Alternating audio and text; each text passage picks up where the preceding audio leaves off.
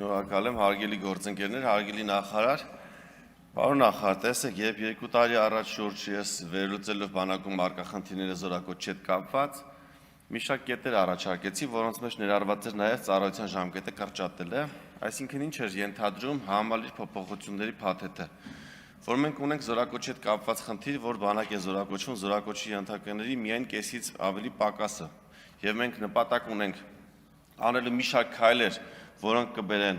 զորակոչի, այսինքն ծառայության գրավչության բարձրացմանը եւ կատարել որոշ քայլեր, որոնք կսահմանափակեն եւ թույլ չեն տա, որպեսզի մեր զինծառայողները կարողանան հեշտությամբ խուսափել պարտադիր զինվորական ծառայությունից։ Քայլերի մի մասը արդեն կատարել ենք եւ հիվանդությունների ցանկում որոշ փոփոխություններ ենք իրականացրել։ Միայն մի հիվանդության մասով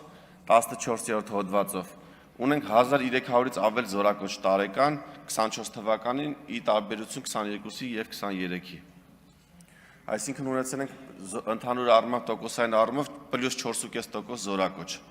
Ծառայության ժամկետի կրճատումը նույնպես բերել է զորակոչի թվի բարձրացման, կունենանք իմ հաշվարկներով մոտավորապես +4%-ի էլի ավել զորակոչ, քանի որ գրավչությունը բարձրանում է։ Ինչի մասին է իմ խոսքը նաեւ վերաբերվում, երբ ասում եմ ժամկետի կրճատումը, կապենք որևէ, քանի որ սա ամենագրավիչ քայլն է, որը մենք կարող ենք կատարել, ես առաջարկում եմ, որպեսզի սա անենք փոխկապակցված այն քայլերի հետ, որոնք որ կարող են թվալ որոշ անձանց համար խնդրահարույց, օրինակ ծխելու մասով։ Իմ առաջարկների մեջ եղել է նաև նա, որ ժամկետի կրճատումը ինչ որ մասով տարածենք այն զինծառայողների վրա, ովքեր որ չեն ծխում։ Սրանով նրանց կխորախուսենք, այն զինծառայողը հասկանա, որ ինքը կարող է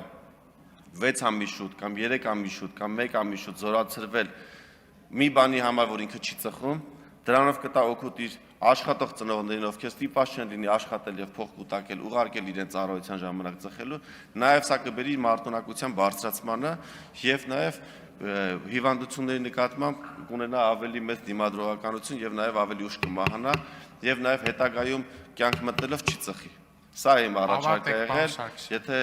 նպատակարար գտնեք, քննարկենք, եթե չէ, ինչ ասեմ, շնորհակալ եմ։